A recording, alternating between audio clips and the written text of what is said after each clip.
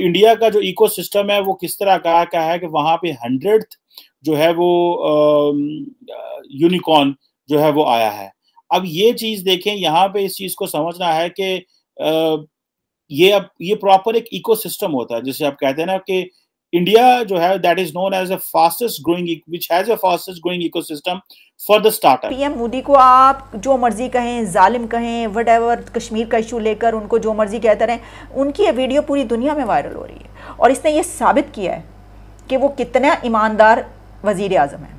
एक जो पूरी सप्लाई चेन है जिसकी वजह से चाइना की इकोनॉमी चलती है, मुझे लगता है मोदी जी कहीं ना कहीं उसको टारगेट कर रहे हैं, क्योंकि इमीडिएटली उसके बाद 10 अरब यूरोज की अनाउंसमेंट चांसलर शोल्स ने कर दी।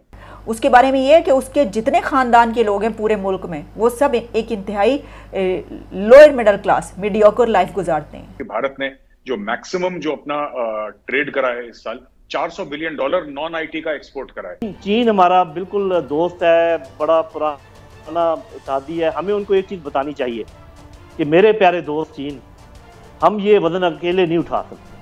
ये सी पैक जो है इसमें आपका इंटरेस्ट भी है, सिर्फ हमारा नहीं है। और इंडिया को कहा जा रहा है कि इस वक्त डिक्लेयर कर रहे हैं कि वो टॉप 3rd कंट्री है जो कि यूनिकॉर्न को कंपनीज को होस्ट कर रहा है। It is Narendra Damodar Das Modi who can do it. वही कर सकते हैं और किसी के बस का नहीं। नमस्ते दोस्तों, जय हिंद। हिंदुस्तान स्पेशल में आपका स्वागत है दोस्तों। जैसा कि दोस्तों आपने क्लिप में देखा, भारत के पास 100 यूनिकॉर्न हो जाने से पाकिस्तान कितना हैरान परेशान है। भारत एक विकासशील देश है, पर उसका विकास आज वैश्विक स्तर पर दिनों दिन विकसित देशों को टक्कर दे रहा है। इसमें सबसे बड़ा योगदान सदी के सबसे बड़े स्टार्टअप्स का है। भारत में स्टार्टअप्स का प्रभाव लगातार तेजी से आगे बढ़ रहा है। इस वर्ष अपने वर्चस्व को भुनाते हुए भारत को तीसरे बड़े स्टार्टअप्स इकोसिस्टम के रूप में देखा जा सकता है। भारत का स्टार्टअप इकोसिस्टम लगातार तेजी से आगे बढ़ रहा है। छोटे और मछली उपक्रमों से संबंधित एक न्यू बैंकिंग प्लेटफॉर्म ओपन ने $1 करोड़ की वैल्यूएशन के साथ साथ $5 करोड़ जुटाए हैं। इसके साथ ही ओपन भारत की 100वीं यूनिकॉर्न के रूप में सामने आया। दूसरी तरफ पाकिस्तान की हालत अब ये हो गई है कि अब अपनी सुरक्षा के लिए चीन की मिन्नतें कर रहा है। ऑन दी अदर हैंड, अगर आप इंडिया को देखें तो इंडिया का जो इकोसिस्टम है वो किस तरह का है कि वहां पे 100th जो है वो यूनिकॉर्न जो है वो आया है।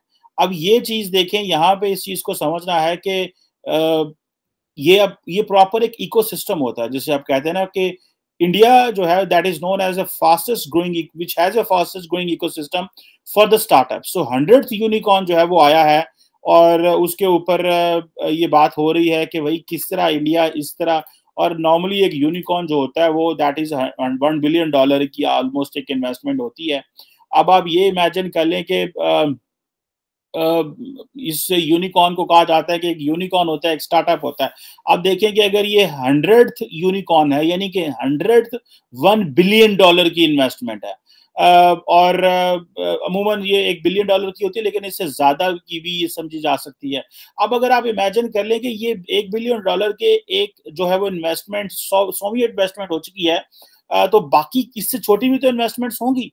और इंडिया को कहा जा रहा है कि इस वक्त डिक्लेयर कर रहे हैं कि वो टॉप 3rd कंट्री है जो कि यूनिकॉर्न को कंपनीज को होस्ट कर रहा है, खास करके 2021 में। तो आप इमेजिन करें कि जिसमें तकरीबन जो है वो 33 इंडियन स्टार्टअप्स भी हैं अदर देन जो बाहर से आ रहे हैं। सो यूएसए में तकरीबन 254 यूनिकॉर्न्स जो हैं वो आए हैं। तो अब इमेजिन कर लें कि इंडिया जो है वो अगर 100 ले रहा है, जो है वो चाइनीज जो है 74 ले रहे हैं, अमेरिकन 254 ले रहे हैं, तो कितने बड़े पैमाने पे जो है वो इंडिया के अंदर इन्वेस्टमेंट्स आ रही हैं। और पाकिस्तान में आप देखें कि सी पैक जैसे जो मंसूबे थे उसमें सारी वो हमने उसके ऊपर वो तबाही कर दी है, क्योंकि उसके बावजूद कि चाइनीज इन्वेस्टमेंट कर रहे थे लेकिन हम उनको विन ओवर नहीं कर सके, इकोसिस्टम नहीं है। आपको तो मैं ये समझती हूँ इमरान खान को एक आने का, एक टके का तोहफा उसमें से नहीं लेना चाहिए था, बल्कि वो देते और आगे बिल्कुल एग्जैक्टली इसी तरह। ठीक है, आप पीएम मोदी को आप जो मर्जी कहें, जालिम कहें, व्हाटएवर, कश्मीर का इशू लेकर उनको जो मर्जी कहते रहें, उनकी ये वीडियो पूरी दुनिया में वायरल हो रही है और इसने ये साबित किया है कि वो कितना ईमानदार वजीर आजम है।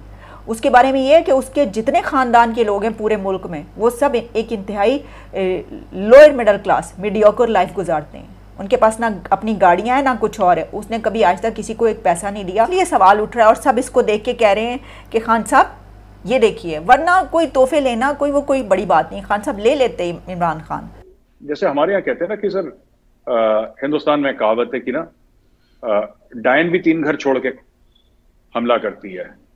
जो बच्चों को खाती है ना डायन, तो डायन भी जो होती है, चुड़ैल भी होती है ना, वो 3 घर छोड़ के करती है, हर घर पे हमला नहीं करती। इन्होंने वो डायन वाला कैरेक्टर भी नहीं दिखाया कि जो 3 घर छोड़ती है। इन्होंने मदीना को नहीं छोड़ा सर, ये मक्का में होते, मक्का में करते सर, ये मक्का के अंदर करते ये, क्योंकि इनको अपनी सियासत, द लस्ट फॉर पावर, एक भूख, एक सोच कि किसी भी सूरत, और उसको जस्टिफाई कर रहे हैं, कह रहे हैं बार बार होगा ये। शेख रशीद का बयान है कि बार बार होगा ये होगा। So there is not an ounce of regret कि यार चलो ठीक है, हम जो भी सियासत कर रहे हैं जरूर। अगर चोर के नारे लगाने हैं, पाकिस्तान का आईन आपको इजाजत देता है पॉइंट ऑफ व्यू अपना रखने का, वो हम करेंगे। लेकिन जैसा मैंने बोला ना सर, चुड़ैल और डायन भी 3 घर छोड़ के हमला करती है। इन्होंने एक भी घर नहीं छोड़ा सर। जहां पे जो मिले, रेस्टोरेंट में मिले उसकी बेइज्जती करो, अपनी वाइफ अपने बच्चों के साथ कोई जा रहा है वहां पे इसको पकड़ लो। इन्होंने सियासत को घसीट के पाकिस्तान तहरीक इंसाफ उसको गटर में ले आई है। अब जो पाकिस्तान में हो रहा है सर, ये किसी से ढकी छुपी बात नहीं है ताहिर साहब। अब दूसरी पार्टी ने भी शुरू कर दिया है सर, और रिएक्शन होगा। और ऐसी बात नहीं है, Rana Sanaullah is on record saying that मैंने 30 साल पंजाब में सियासत करी और जो हमारे वर्कर्स हैं, हमारे कारकुन हैं, मैंने उनको रोक के रखा हुआ है। ये जो पूरा गेम है सर, मुझे ऐसा लगता है कि फ्रॉम मोदी जी एंगल, ठीक है, लोग चाइना को वार्न कर चुके हैं कि you are supporting Russia, don't support Russia, ठीक है, आपको पता ही है। मुझे ऐसा लग रहा है कि जो पूरा का पूरा सर ये मैन्युफैक्चरिंग का मामला है चाइना के अंदर, पूरा का पूरा जो मैन्युफैक्चरिंग का मामला है चाइना के अंदर, एक जो पूरी सप्लाई चेन है जिसकी वजह से चाइना की इकोनॉमी चलती है, मुझे लगता है मोदी जी कहीं ना कहीं उसको टारगेट कर रहे हैं, क्योंकि इमीडिएटली उसके बाद 10 अरब यूरोस की अनाउंसमेंट चांसलर शोल्स ने कर दी। उसी में कर दी ना, उसी मीटिंग में कर दी। उसके बाद ब्रेकिंग न्यूज हम लोगों ने भी कवर करी थी और रिपब्लिक में भी आई थी कि इतना ये हो गया, ये सब तो इमीडिएटली हो गया था। सो इसका मतलब है कि ये जितनी भी गाड़ियां हैं जो चाइना में बनती है वो इंडिया में भी बनती हैं सर। मर्सिडीज का इंडिया में प्लांट है, ऑडी का इंडिया में प्लांट है, बीएमडब्ल्यू का इंडिया में प्लांट है, लेकिन और भी जो इनके हैवी मशीनरी है जर्मनी की, जो इस वक्त चाइना में बनती है, कहीं ना कहीं सर ये इंडिया शिफ्टिंग की बात है। ये मामला सप्लाई चेन का है, ये मेरा विश्वास है। सबसे बड़ी स्टोरी है सर सप्लाई चेन की। I think this visit was specifically to move manufacturing from China to India. ये कर देंगे if any prime minister of India can do it, past and future, it is Narendra Damodar Das Modi who can do it. Last year जब तालिबान ने कामयाब हुए अफगानिस्तान में, तो पाकिस्तान में एक परसेप्शन थी कि वेस्ट के बॉर्डर से हमें पीस मिलेगा, सुकून मिलेगा, मगर हालात कोई वहां से स्टेबल नहीं हुए। इसकी क्या वजह है?